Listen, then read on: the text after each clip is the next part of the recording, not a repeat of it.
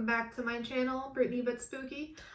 It's been a minute since I uploaded a video, and I thought since we've hit a couple thrifts and I've done a little bit of Blu-ray buying, I thought maybe I could show you some stuff that we got. We recently went to the Goodwill outlet store, and I don't know if you've ever been inside one of the Goodwill outlets where they just bring all the bins out and then people just descend on the bins and just start ripping stuff, digging, like trying to get, trying to be the first person to find that special something, whatever they're looking for. For us, it's always Halloween horror, Jesse's tapes, and anything like that. For other people, it's like inexpensive clothes, books, DVDs, like electronics. But we went there the other day and we masked up, gloved up, and just were prepared to just, put ourselves in all the craziness. And we actually found some really cool stuff for Halloween, and he also got this really cool Magnavox TV. So I'm going to show you the stuff we got at the Goodwill outlet first, and then we'll get into the other stuff that I'll show you. I was digging and found this pumpkin pail, and you can always find like the newer pails that don't really have the embossed face and they don't have the date or the year on the bottom of them. But these, the ones that you can tell are a little bit older, these are always ones that I'm going to be looking for. So when I found this, I scooped that up quick. But this one is from Grand Venture, and it's from 1997. So it's not like super vintage, but still a really cool pail. Just, the embossed on the front is really cool. And I think they say you can tell that they're older because of the handle on them. They're a little bit thicker, I guess.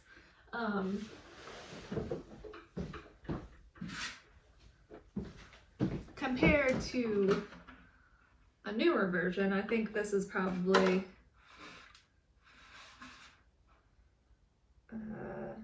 yeah, it doesn't have a year on it, but the handle's thinner and it doesn't really have that like embossed face on the front like this one. So if you ever find a pail like this, from the 90s or earlier, I would say you should grab it for sure. And I think they couldn't have been more than a couple cents because they do it by the pound. So maybe $1. I don't know, because we got some other stuff too. Yeah, that was exciting. And the other thing, the other thing that we found was this reusable tote at the Goodwill outlet. But also we found these kind of paper scenes, and this one is just a giant jack-o'-lantern.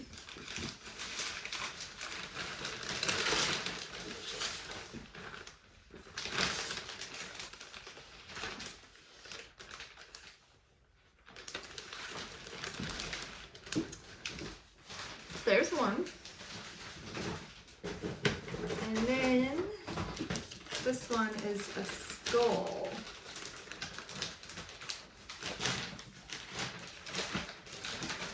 I'll just show you the top of it.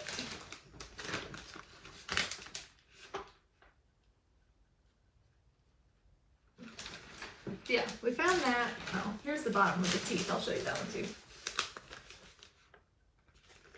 We found those, and Jesse wasn't going to get them at first, and then I thought maybe I could use them as a background for one of the videos here. So, and like I said, they do it by the pound, so probably like a couple cents. And the last thing I got at the Goodwill outlet, some people are probably going to be grossed out, but whatever. I found this mask. It's huge and super creepy. He's like obviously some vampire person, but like the detail of certain like aspects of his face, like the eyebrows up here, that was just too cool. I couldn't pass him up. And just his whole like his collar was awesome. And then he has the detail like right here. I guess that could be like you could paint it red for blood that's dripping from his face. And his hair, I cleaned him up earlier and just kind of like washed his hair and wiped him down and wiped the inside down and stuff. But it has a stamp on it and it says, let's see, this top store, Danbury, Connecticut. And it has a year, but I can't really tell what it says. It just says made in, and then it doesn't say. But there's the stamp right there. I don't know. I'll have to look up what top store in Danbury, Connecticut is. But it's New England, so it has to be something cool and spooky. But yeah, so I was very excited about this. I had to get him, and I need to find a little mannequin head for him so I can put him up in my office. We also went to a regular Goodwill, and this was a few weeks ago maybe. Masked up, gloved up, all that, and we found a few things. This was 99 cents. It's a blinking necklace, jack-o'-lantern. We figured maybe Jesse could put it in one of his giveaways or whatever, something like that. And then I found this headband, which I'm sure is supposed to be for a baby, but the brooch on it was too freaking cool to pass up. Oh, and also the packaging is like literally perfect. This was also 99 cents. I'm sure this could fit my head, but I'm not gonna put it on right now. But look how cool she is. But yeah, I'll have to figure out something to do with her. Maybe I can put her on a vest or something, because she's just kind of glued on the band here. But I thought that was just too cool. Maybe a weird necklace. I don't know. We'll figure it out. And then I grabbed two of these because they reminded me of Beetlejuice. And they were also 99 cents. But they have the tinsel and the weird green spiders on them. So they're 9 foot each. It's an 18-foot long garland. So I might put it up in here, or I might wait and maybe if I have like a Beetlejuice party or something, I'll break these guys out. Also, I am drinking Cataball Brewing White Zombie. I hope it's noon, because whatever, it's quarantine, drink whenever you want. But it's Cataball White Zombie White Ale, and this is probably one of my favorite beers ever. It's like really citrusy, and the can is cool because there's a zombie on it.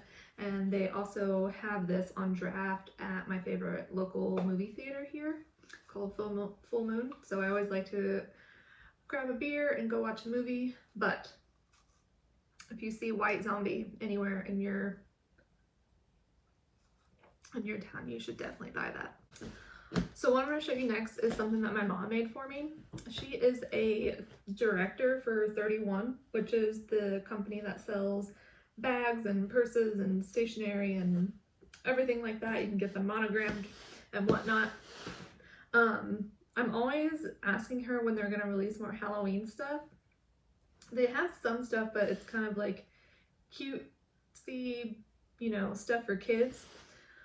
But when she showed me this, I had an idea, and she came through and made these for me, and they're literally perfect.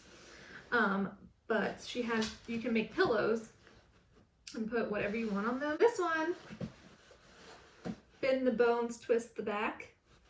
And then this one, trim him of his baby fat. And what I want to do is just get the whole spell on pillows, but I thought this was cute with that font too. And I have them sitting on my little couch back there in my office. So if you need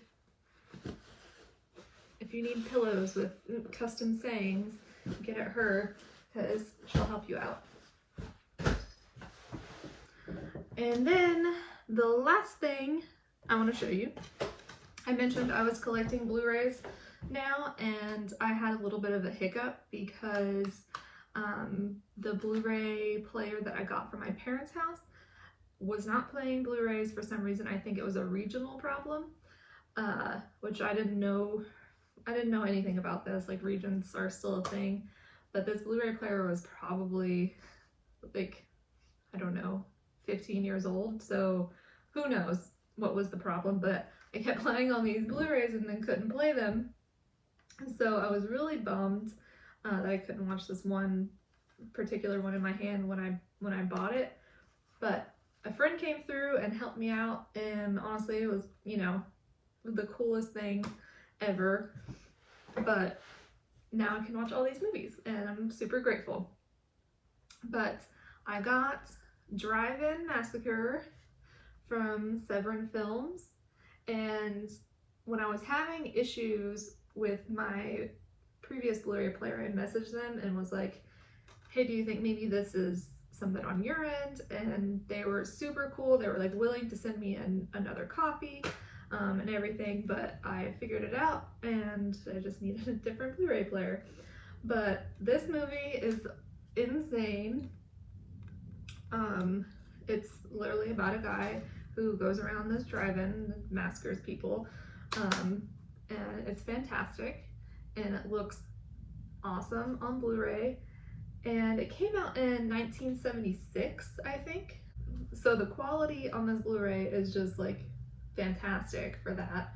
I'm sure it looks awesome on VHS too, but it really like made this worthwhile.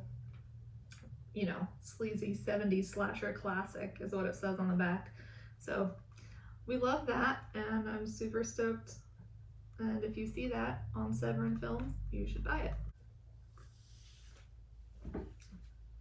So as you can see, I have a different backdrop.